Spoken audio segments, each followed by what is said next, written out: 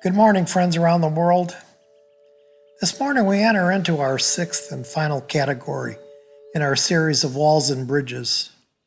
Before we get started, I just wanted to tell you how much I've enjoyed putting this all together in this format. Secondly, I must tell you that Dr. Trish Gaffney, my wife, and I have collaborated over the years to bring this presentation where it is today.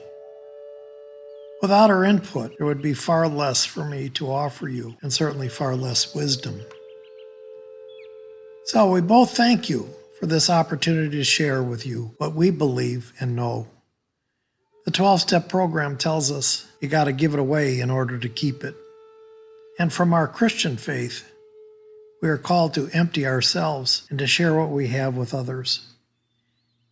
And you joining us whenever possible has been a blessing to us. So thank you.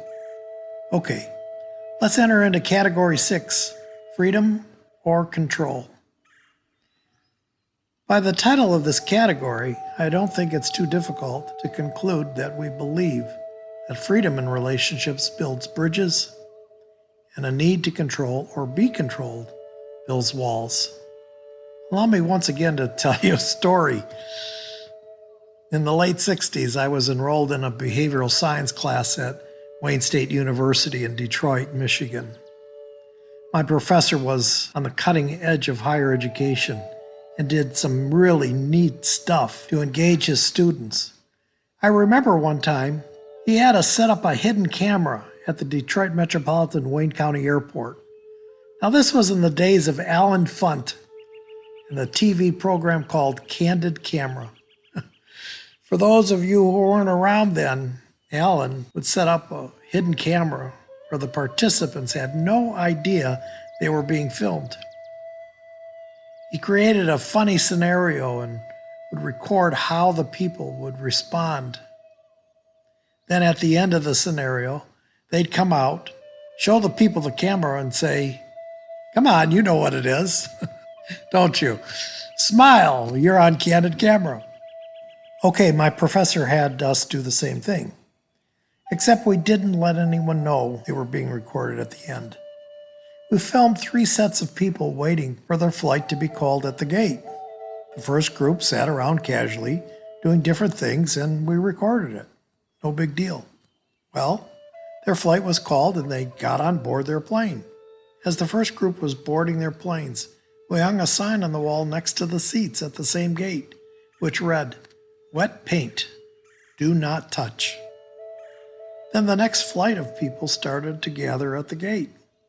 We were absolutely amazed to see how many people would read that sign and then touch the wall.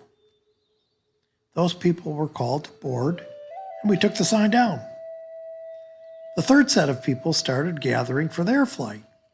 Before that flight took off, how many people do you think touched the wall? If you said none, you're correct. This is not rocket science, is it?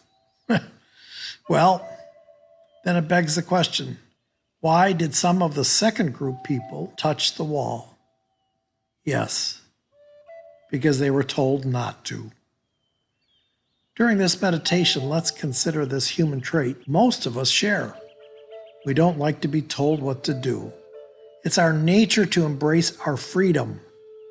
And so it is with relationships. Freedom in our relationships draws us closer to one another, and any sense of control in the relationship tends to draw us apart.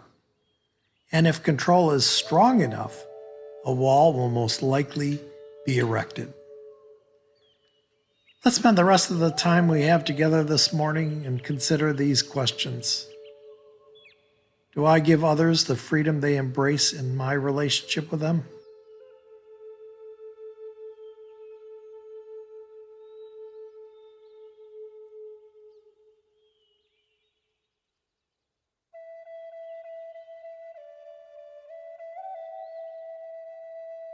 Do I have any need to control others?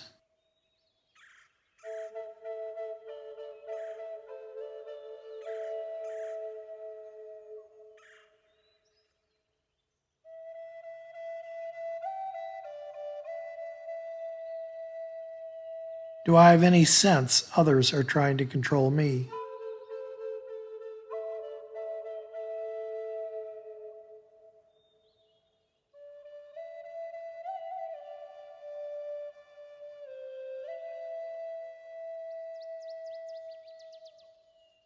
If there are any walls between myself and others due to control issues, what can I do to tear down those walls?